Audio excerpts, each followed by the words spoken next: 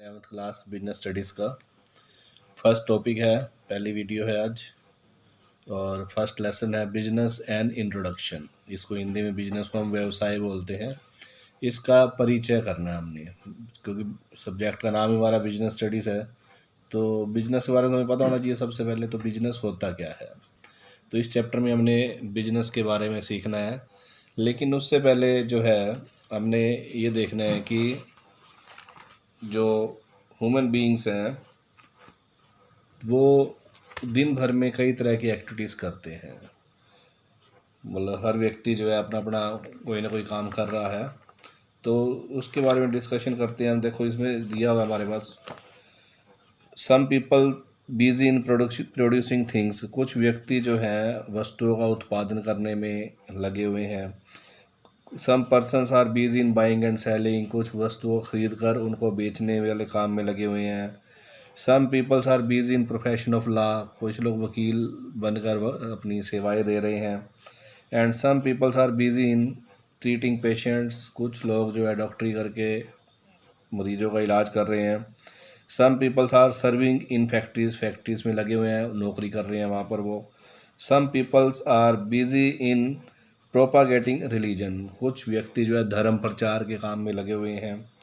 And some peoples are busy in doing social work. और कुछ व्यक्ति जो है समाज सेवा करने में लगे हुए हैं।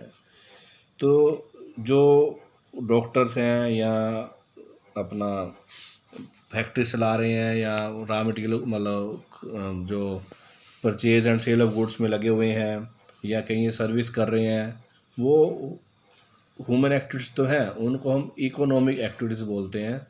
और जो धर्म प्रचार कर रहे हैं या सोशल वर्क कर रहे हैं उसको हम नॉन इकोनॉमिक एक्टिविटीज़ बोलते हैं। देखिए हमने डायग्राम बनाया हुआ है। सबसे ऊपर हमने लिखा ह्यूमन एक्टिविटीज़, मानवीय क्रियाएं। मनुष्य जो है दो तरह की क्रियाएं करता है मेनली। इकोनॉमिक एक्टिविटीज़ आर्थिक क्रियाएं बोलती हैं जिसको हम, जिससे धन का उपार्जन होता है, मतलब जिससे धन कमाया जाता है, पैसा कमाया जाता है, मनी अर्न की जाती है, वो इकोनॉमिक एक्टिविटीज़ होती हैं। एंड जो समाज सेवा के लिए या आत्म संतुष्टि के लिए जो काम किए जाते हैं उसे हम नॉन इकोनॉमिक एक्टिविटीज़ कहते हैं, जिससे धन की प्राप्ति नहीं होती लेकिन हमें मेंटल सेटिस्फेक्शन मिलती है, आत्म संतुष्टि मिलती है। तो इकोनॉमिक एक्टिविटीज़ में क्या क्या आता है? Business, profession and employment. या तो हम अपना बिजनेस करके पैसा कमा सकते हैं, या प्रोफेशन करके डॉक्टर बनकर, वकील बनकर, चार्टर्ड अकाउंटेंट बनकर हम अपनी सेवाएं देकर प्रोफेशनल जॉब कर सकते हैं, या कहीं पर हम नौकरी कर सकते हैं, चाहे वो गवर्नमेंट जॉब करें, चाहे किसी फैक्ट्री में प्राइवेट जॉब करें। तो बिजनेस में क्या क्या इंक्लूड होता है सारा हम डिटेल में बाद में पढ़ेंगे। बिजनेस में क्या क्या इंक्लूड होता है? Buying and selling of goods. आप मार्केट से तैयार वस्तुएं खरीद कर लाते हो और उसको बेचते हो। इंडस्ट्री, आपने कोई इंडस्ट्री लगा रखी है। ट्रांसपोर्ट का बिजनेस कर रहे हो आप, वेयर हाउसिंग का बिजनेस कर रहे हो, तो ये सब बिजनेस है। प्रोफेशन में क्या आता है? आप लॉ, वकील लोग जो सेवाएं प्रदान करते हैं उनको लॉ की डिग्री लेनी पड़ती है। मेडिकल हो गया, और अकाउंटेंसी में आपका सीए वगैरह हो गए। और एम्प्लॉयमेंट में आप किसी कंपनी में मैनेजर हो, किसी कंपनी में सुपरवाइज़र हो, वर्कर हो। तो ये तीनों जो है इकोनॉमिक एक्टिविटीज़ के अंतर्गत आती है, और इन तीनों से ही हमें मनी अर्न होती है, धन की प्राप्ति होती है। और नॉन इकोनॉमिक एक्टिविटीज़ में क्या हुआ? रिलीजियस प्रोपेगेटिंग की जाती है, धर्म प्रचार किया जाता है, और सोशल वर्क किया जाता है। तो इनको हमने बांट लिया। ये जो एक्टिविटीज़ हैं, these activities are included in business, these activities are included in profession, these activities are included in employment. तो इकोनॉमिक एक्टिविटीज़ और इनके बारे में हमें पता होना चाहिए, इकोनॉमिक और नॉन इकोनॉमिक एक्टिविटीज़ के बारे में। तो ये पता लग गया हमें। अब हम एक एक करके इन तीनों के बारे में पढ़ेंगे, बिजनेस के बारे में, प्रोफेशन के बारे में और एम्प्लॉयमेंट के बारे में। और मेन हमारा कंसंट्रेशन बिजनेस पे ही रहेगा। तो इसके बाद अब हम बिजनेस के बारे में बात करेंगे इसी वीडियो में। अभी हमने इकोनॉमिक और नॉन इकोनॉमिक एक्टिविटीज़ के बारे में पढ़ा। अब हम बात करेंगे बिजनेस के बारे में। बिजनेस को हिंदी में हम व्यवसाय बोलते हैं। Business, it refers to that economic activity which is conducted on a regular basis to earn profit through the production of or sales production of goods or services। जो प्रोडक्शन जो है उनको हम जो गुड्स हैं उनको बना रहे हैं और उनको सेल कर रहे हैं या कोई सर्विस प्रोवाइड कर रहे हैं। और ये जो इकोनॉमिक एक्टिविटी है this should be on regular basis. ये नहीं कि आपने एक दिन कुछ बेच दिया, मतलब जैसे घर में पुराना सामान पड़ा है आपने वो बेच दिया, उससे पैसा आ गया तो आप बिजनेसमैन नहीं हुए। बिजनेसमैन आप तब होंगे जब आप रेगुलर बेसिस पर कोई काम करते हैं, रेगुलर बेसिस पर आप कोई भी बिजनेस कर रहे हैं, इकोनॉमिक एक्टिविटी कर रहे हैं और उससे आपको प्रॉफिट हो रहा है, उसको हम बिजनेस करते हैं। और बिजनेस जो है आपका दो तरह से किया जा सकता है। एक तो होता है आपका ट्रेडिंग बिजनेस।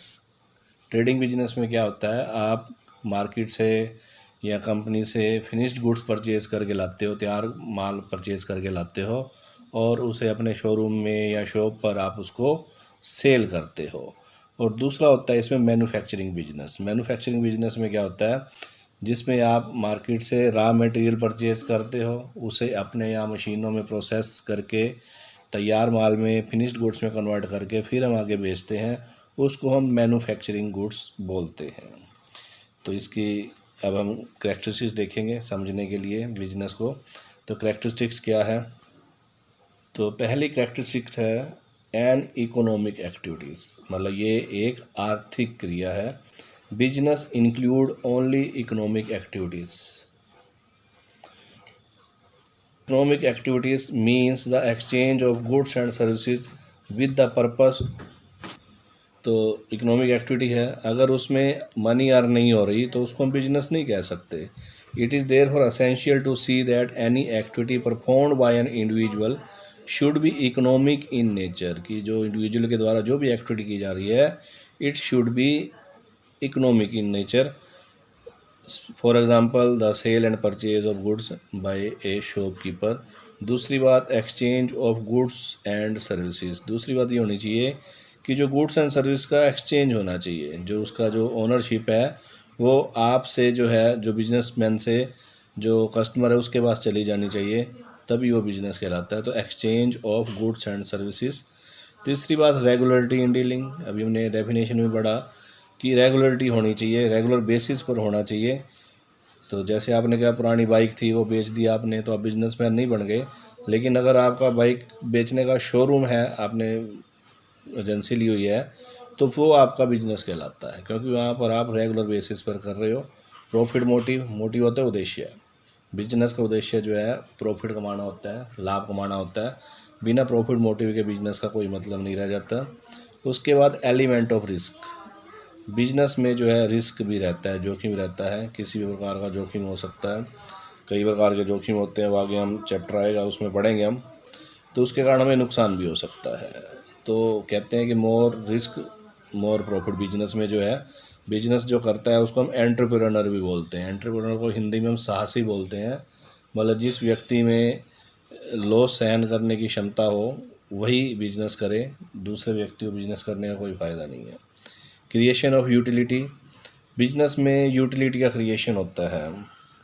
कई प्रकार की यूटिलिटीज़ होती हैं हमारे पास। यूटिलिटी होती है मतलब उसका जो उपयोगिता बढ़ाना। उपयोगिता कैसे बढ़ा सकते हैं हम, utility of place, form, time and ownership.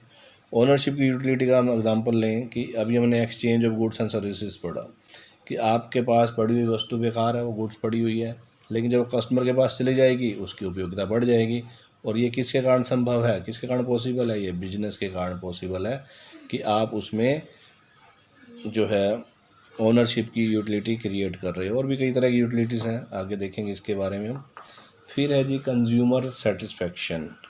The aim of business should be earning profit but it is essential that your customers must be satisfied. अगर आपका कस्टमर सेटिस्फाई नहीं है तो दोबारा वो आपके कस्टमर नहीं रहेगा वो, जिससे आपका प्रॉफिट कम हो जाएगा।